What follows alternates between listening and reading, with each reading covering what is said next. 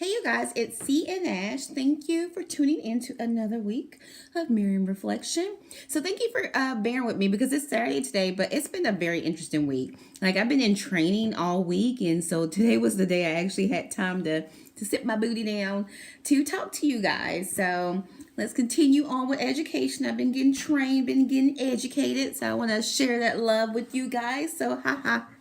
Okay, so week four, we're actually at our halfway point. So when I was like thinking about the concept of this book, I wanted to keep it brief and short just to give like some major points from the book, and talk about mental health. However, we'll cross that bridge when we get to it when it comes to near the end. Maybe I'll add some stuff on there. So yeah, but we'll take it from there. So I actually want to start by reading the book to get into what we're going to be talking about today. So at this point, so this is right in the beginning of the book. Desi, the main character, and again, her sister Demi committed suicide. So she's like dealing with the aftermath of her sister's death, and she goes to school and she had a little incident. So her parents were really, really alarmed. So they send her to get some therapy. So previously you heard me mention Neil. Well, that's Dr. Neil. That is Desi's psychologist. And she's not really happy to see her. She doesn't really care too much for her at this part. And so she just found out from her mom that she still has to go to therapy. So she's kind of hot. So let's see what Desi does. Okay. Dr. Neil opted for blue trousers this week. Ugh. I noticed that she has simple tastes. Simple shoes, simple blouses, simple jewelry, just plain simple. I know you're probably shocked to continue therapy with me. She pulled her chair closer to mine. I can even imagine angry. What person, what teenager would want to spend her summer within these walls on a weekly basis? I looked at her with contempt. My thoughts exactly, doctor. Desiree, I'll be honest and say that I think you have a lot of things you're dealing with right now. A lot of emotions, very appropriate, in fact, that we haven't gotten around to discussing. She briefly paused before continuing. There are stages people experience during moments of sadness or great loss. These stages of grief can occur at any time and are not necessarily processed in the same exact order. The stages, denial, anger, bargaining, depression, and acceptance, can be experienced repeatedly like a cycle. An important stage, acceptance, is often the hardest to accomplish. For many, it may feel like a distant concept, even unattainable. However, it's a great stage to experience. The feelings, the tranquility that are associated with that stage make everything else worthwhile. Desiree, I would like for us to work together and process any grief you may have.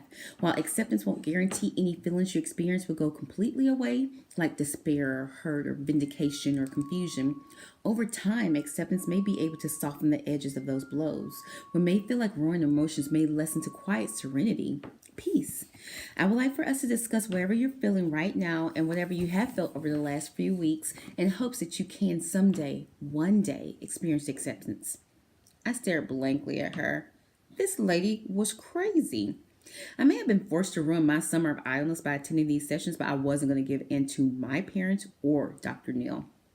Neil, or would you prefer doctor? I didn't let her answer. What makes you think we would ever get around to discussing anything?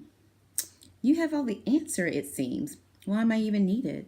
There's nothing I can share with you, not even my ability to just allow my presence to be here with you so that, I don't know, you don't feel alone or lost or angry or hurt. I flinched as she called out every single emotion I had struggled with lately. She continued, should I speak to your parents and let them know their time and most importantly their concern is not necessary because you have it all figured out? I remained silent. Minutes passed before she spoke again. We now reach the end of our time together for today. I wish you well and look forward to our next session. So today we're going to be talking about the stages of grief. So in the book, my book, you'll notice, is actually divided into 5 parts, which goes along with the stages of grief.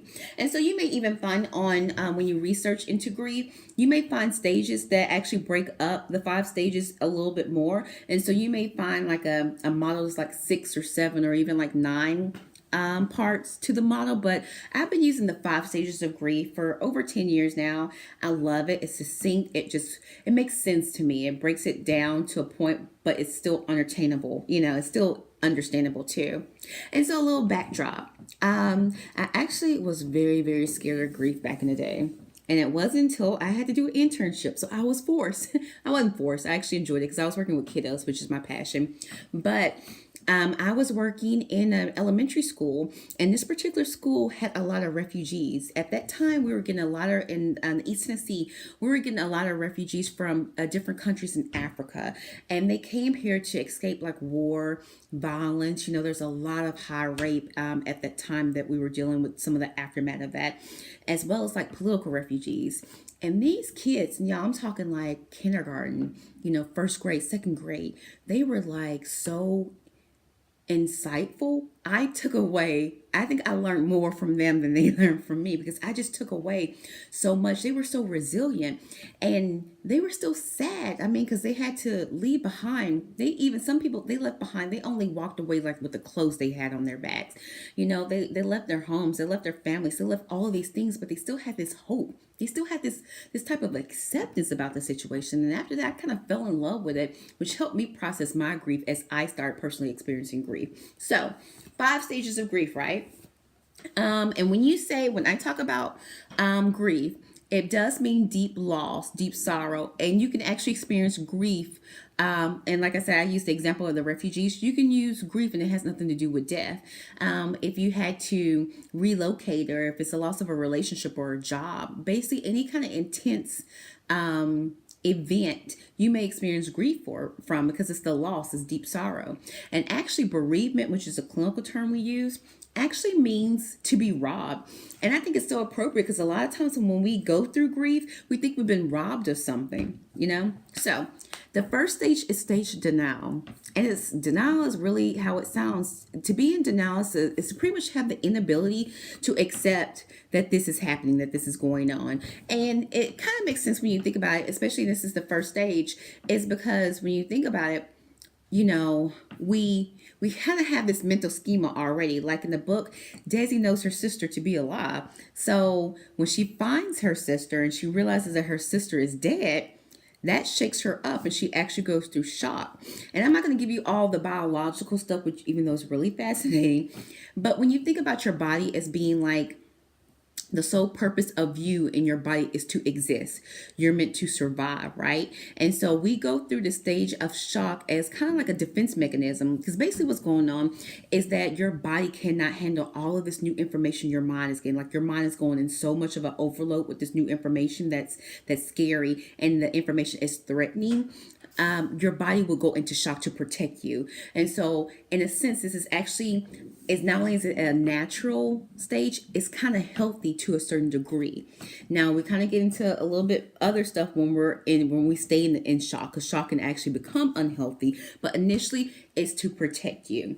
And when we are in the stage of denial, we do a couple of things. We tend to either isolate ourselves or withdraw ourselves, especially from people, places, or things that remind us that, that remind us of the death. And just for the sake of this video, I'm just going to talk about death, because we're talking about Desi and her sister. And so that's usually what happens. You kind of withdraw from anything that reminds you of, that death, because you just don't want to deal with it. It's not real to you yet. And so the next stage is anger. And so at this point, you acknowledge the death. However, you're not happy about it, rightfully so. Because if you go back to the definition of bereavement, to be robbed, I don't know anybody who's happy about being robbed. Okay, nobody says, yes, I'm being robbed. Let's throw a party. No, you're usually very angry, and rightfully so, because you didn't have control over the situation. And unfortunately, when we're dealing with death, a lot of times we're reminded that we're human, because no one can control death. No one, in a sense, can say this is when you're going to die, or this is when I have power to make you die, in a certain sense, when you think about it, especially over a loved one. A lot of times when people die, it's unexpected, or we may not be sufficiently prepared for the death if we know it's coming. And so we're just reminded again about our lack of control. And so what we do, because we're reminded that we're humans and we're actually powerless over a lot of stuff, we look for things and situations where we can get that power back. So in this stage, you usually deal with a lot of blaming, meaning placing the burden of responsibility on somebody else. Like, I blame you that this person's dead. You may even blame the person who died. I blame you because it could have been prevented. And sometimes our deaths can be prevented. Like, sometimes we don't make the best decisions, and death is a consequence of those decisions. Sometimes we go into guilt. Guilt is when we place the blame on ourselves. We shame ourselves. And sometimes there's a thing called healthy guilt. And again, like if I actually put these videos out on my YouTube, excuse me, I did put this video out on my Facebook page. I went live, so I'm breezing through them really, really quickly because of time, but also because you do have access on my Facebook page. So just check that out at CN Nash. But anyway, going back to anger. We sometimes have, guilt with ourselves because we think we're to blame for the incident. And so then we have bargaining. And so when you think about bargaining, think about it like being in a flea market and you're trying to negotiate a better price or a better deal for you. And so when we deal with bargaining in a stage of grief, while we may have acknowledged the death, we still feel like we're in control of it. Like still feel like we can sway the outcome of the death, and so a lot of times what you may find yourself doing is, like, if you're spiritual, you may be praying or pleading to your higher being, your God. I have often, prayed to God and said, Lord, Heavenly Father, please, I'll do X, Y, and Z. Please just give me one more day, or please, is there something I can do differently? And we go through this stage because we feel like we still have influence over the outcome. So we will beg and plead to try and negotiate a better deal for us because we're still struggling with the death. So depression happens when, one, we've already acknowledged the death, we've been angry about it, we realize our bargaining still doesn't change the outcome. Like, we still are powerless over the death. We can't make this person come back. And a lot of times what happens in depression is we fall into depression because we're sad now, because we know there's nothing we can do and we're never getting this person back, or we're never getting the opportunity to talk to this person again, or have, we're having to deal with all these unresolved issues and things like that. And I'll talk a little bit more next week about depression. I'm actually going to spend quite a bit of time in depression because this is one of the most alarming stages. Anger is a very volatile stage, but depression is probably the scariest stage for me personally, clinically speaking, just because depression can look like, it's like a silent killer. Depression does not come in and like, "Ooh, I'm here," with, with bells and chimes on to let you know that he's arrived. No, depression is like that thief in the night who sneaks in and you're like, how did you end up here? It's a slippery slope. And if you catch depression early on enough, it is manageable. However, a lot of times people do not see the warning signs, and they slip, and the next thing they know, they find themselves in like this dark cave, and they don't know how they got in, and they don't know how they got out. And that's like the scariest feeling to experience. So I'll go a little bit more in depth about depression next week. The last stage is acceptance. So even Dr. Neal said in the book that acceptance may not necessarily be this grand moment where you feel like you can, skip down the street singing, la la la, and I can see clearly now the rain is gone type, jazz. Sometimes acceptance is just a matter of, what? The pain is still there, but it's not as intense. I actually have a stillness inside of me. I have this type of peace, and it's not this overwhelming sense, but you know what? I feel like I can get up today. I feel like, I can make I can at least try and push through today. And sometimes that's what acceptance is. Basically you acknowledge the death, but you embraced it. And embracing things does not necessarily mean that you like it. It just means you're willing to deal with it. So some takeaway points is, just realize that every journey through grief, like, it's different for every person.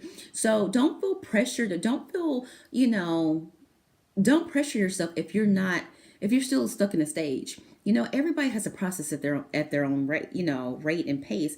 Like, don't rush the process. You need to allow your time to heal. So just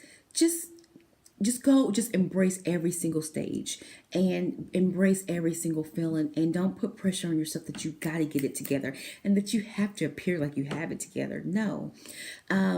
Also give yourself credit for the fact that you're pushing through. Sometimes we're so quick to be so critical of ourselves just because we're still stuck in this stage. But you know what? At least you're still trying. So give yourself credit when credit's due. And lastly, and I've said this before, this is not about being smart. Excuse me, it's not about being strong. It's about being smart. If you do feel like you need help, please, y'all, get the help. This is your time to pull you in your supports and talk to someone. Don't think you have to do this alone, okay? So that is it for this week.